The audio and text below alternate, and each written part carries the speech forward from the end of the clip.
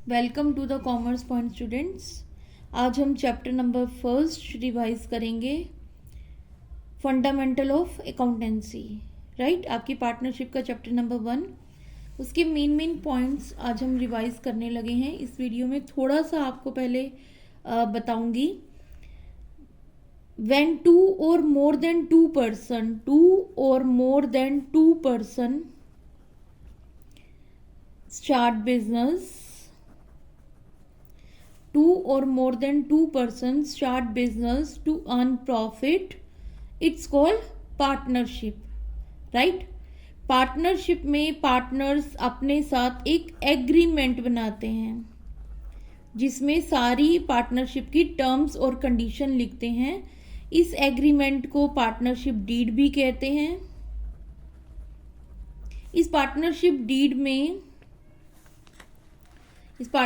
Deed में सारे आपके रूल्स, आपकी पार्टनरशिप के क्या रूल्स हैं, आपका प्रॉफिट शेयरिंग रेशियो क्या है, आप इंटरेस्ट ऑन कैपिटल दोगे नहीं दोगे, पार्टनर कौन कौन से इन्वॉल्व हैं, उनके कॉन्टैक्ट नंबर क्या हैं, उनकी कैपिटल क्या है, ये सब कुछ मेंशन होता है इस पार्टनरशिप डीड में। अगर ये पार्टनरशिप डीड पार्टनर्स के बीच में नहीं है तो कॉन्फ्लिक्ट्स हो जाते हैं थोड़े, मीन्स कोई भी इशू आने पे लड़ाई झगड़ा हो जाता है क्योंकि उनके पास कोई प्रूफ ही नहीं है। तो पार्टनरशिप डीड होनी ज़रूरी है। और अगर पार्टनरशिप डीड नहीं होती, in the absence of partnership deed, तो क्या रूल एप्लीकेबल होता है? उनकी जो प्रॉफिट शेयरिंग रेशियो होती है वो इक्वल होती है। पार्टनरशिप डीड ना होने पर प्रॉफिट शेयरिंग रेशियो इक्वल होती है उनकी, और इंटरेस्ट ऑन पार्टनर्स लोन 6% होता है। इंटरेस्ट ऑन पार्टनर लोन 6% होता है। ये पार्टनर के लोन पर होता है, बैंक लोन नहीं है बच्चों, कंफ्यूज नहीं होना। इंटरेस्ट ऑन पार्टनर लोन 6% होता है, ये फिक्स रेट होता है उनका। ओके स्टूडेंट्स, होप सो आपको समझ में आ रहा होगा। अब पार्टनर्स जो होते हैं वो दो तरह की कैपिटल लगाते हैं, एक फिक्स कैपिटल और एक फ्लक्चुएटिंग कैपिटल।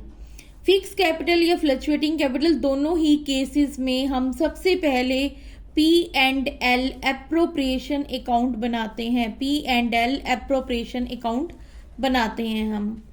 इसमें हम क्रेडिट साइड पर सबसे पहले प्रॉफिट लिखते हैं, नेट प्रॉफिट।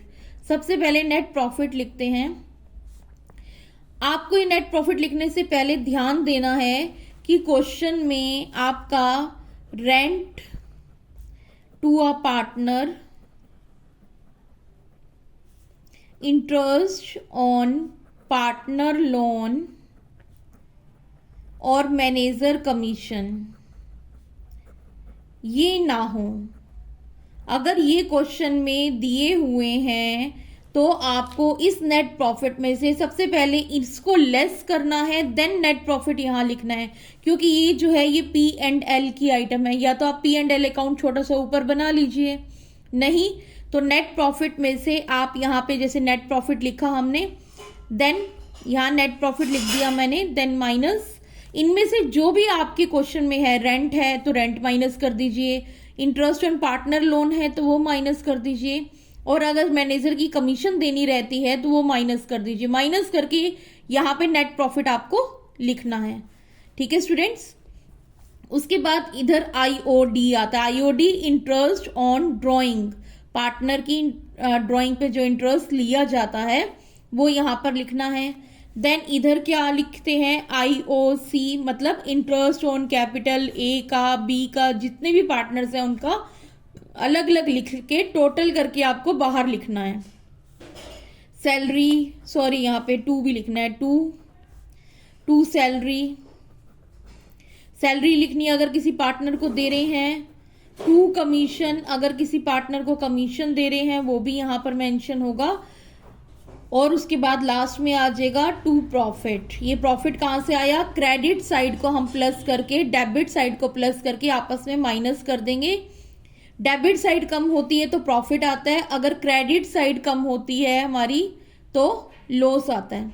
अगर डेबिट साइड कम होती है तो इधर बैलेंसिंग फिगर लिखेंगे ना, तो इधर प्रॉफिट होगा, प्रॉफिट डिस्ट्रीब्यूट हो जाएगा ओल्ड पार्टनर्स में, सॉरी ऑल पार्टनर्स में प्रॉफिट डिस्ट्रीब्यूट हो जाएगा, ऑल पार्टनर्स में उनकी रेशियो में। और अगर लॉस होगा तो लॉस इधर आएगा, बाय लॉस वो भी पार्टनर्स में डिस्ट्रीब्यूट हो जाएगा उनकी रेशियो में। होप सो आपको ये समझ में आया होगा छोटा सा आज का टॉपिक। अगर हमारे पास आपने ध्यान रखना है, rent to a partner, interest on partner loan, manager commission, अगर इनमें से कुछ भी हमें दिया होता है तो आपको पहले नेट प्रॉफिट में से उसे लेस करना है, देन यहाँ पे दिखाना है नेट प्रॉफिट।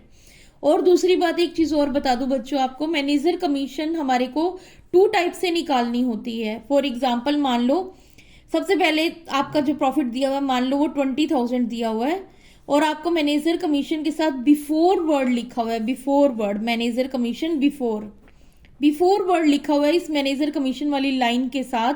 तो आपको मैनेजर कमीशन एग्जाम्पल के तौर पर मैनेजर कमीशन 10% लगानी है नेट प्रॉफिट पे, और बिफोर वर्ड लिखा हुआ है उस लाइन में। तो आप ऐसे निकालोगे 20,000 जो हमारा नेट प्रॉफिट दिया है क्वेश्चन में, 10% उसकी कमीशन है, तो हम ऐसे सिंपली निकाल देंगे ये 2,000 हमारी कमीशन आ गई, जिसको हम यहाँ नेट प्रॉफिट में ऊपर लेस करके यहाँ प्रॉफिट दिखा देंगे।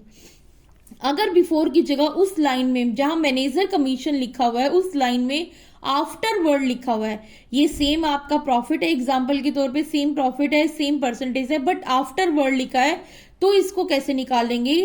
Profit multiply rate divide by 100 plus rate, divide by 100 plus rate. यहाँ पे हमने परसेंटेज का 100 लगाया था ना, उसी 100 में, परसेंटेज के 100 में आपको क्या करना है, रेट को प्लस कर देना है। रेट कुछ भी हो सकता है, वो रेट नीचे प्लस कर दोगे, फिर आप इसको सॉर्ट आउट करके फिर मैनेजर कमीशन निकल कर आएगी। होप सो स्टूडेंट्स आपको समझ में आया होगा। आगे का कल चलेंगे, कल मैं आपको आईओसी के बारे में बताऊंगी, इंटरेस्ट ऑन कैपिटल निकालते हुए किन बातों का हमें ध्यान देना होता है, ये हम कल के टॉपिक में देखेंगे। आप में से जो भी बच्चे 12th के मुझे देख रहे हैं, प्लीज कमेंट करिए आपको ये वीडियो कैसी लग रही हैं और किस टॉपिक पे आपको वीडियो चाहिए, मेरी हेल्प चाहिए। मैं उसी टॉपिक पे वीडियो बनाकर आपकी अपने चैनल पे अपलोड करूंगी। प्लीज इसे शेयर करिए, लाइक करिए और सब्सक्राइब करिए मेरे चैनल को। Thank you so much students.